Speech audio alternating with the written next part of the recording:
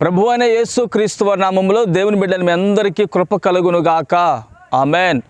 పరిశుద్ధ గ్రంథంలో దేవుని వాక్యమును ధ్యానించుకుందాం. 107వ కీర్తన 20వ వచనము. ఆయన తన వాక్కును పంపి వారిని బాగు చేసెను.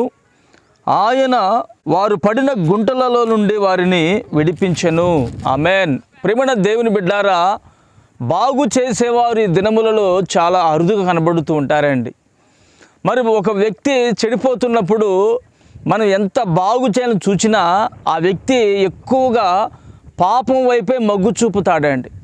ఎందుకంటే ఆ పాపము ఆ మనిషిని లాగుతూ ఉంటుంది. మరి ఎవరు కూడా ఒక మనిషిని బాగు చేయలేరు. చెడపగొట్టడానికైతే మనం రెడీగా ఉంటాం, చెడుపు వేస్తాము. కానీ చెరిపి వేసినటువంటి ఆ మనిషిని, పాపానికి బానిసైనటువంటి ఆ మనిషిని విడిపించడానికి ఏ మనిషి కూడా బాగు చేయలేడండి. బాగు చేయగలిగిన దేవుడు యేసయ్య ఒక్కడేనండి.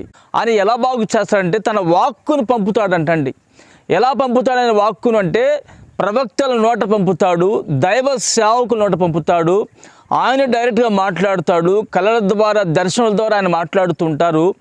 వాక్యము ద్వారా తన వాక్కును పంపి ఆయన మాత్రమే మనల్ని బాగు చేయగలిగిన వాడండి. ఆయన బాగు చేసి ఏమవుతుందంటే మనం పడినటువంటి ఆ గుంటలో నుండి మనం పైకి వస్తామండి.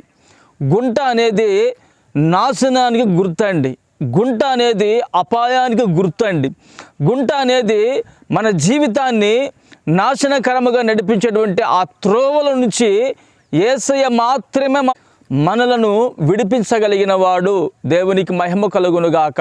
పరిశుద్ధులు, పితరులు బైబిల్ గ్రంథం మనము చూసినట్లయితే పౌలు గారి జీవితము ఏమంటే భయంకరమైనటువంటి శాపకరముగా మలచబడి ఉన్నది.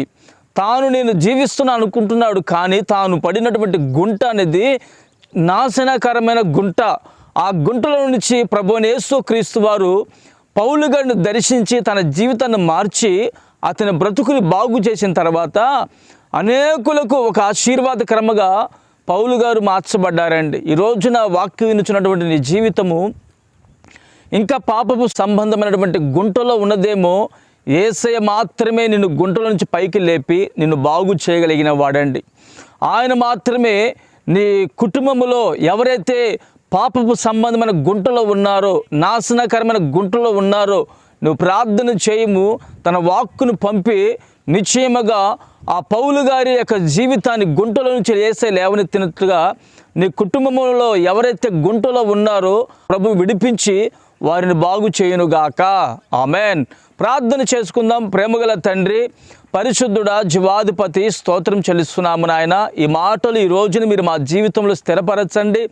కుటుంబాలలో ప్రభు ఎవరి బిడ్డలైతే ఎవరైతే నాశనకరమైన గుంటలో ఉన్నారో ఆ గుంటలో నుంచి మీరు విడుదల కలుగు చేయండి, గొప్ప రక్షణ కలుగు చేయండి. వారు బాగు చేసి మహిమ పొందుకోమని యేసు నామమున ప్రార్థిస్తున్నాను తండ్రి. ఆమెన్.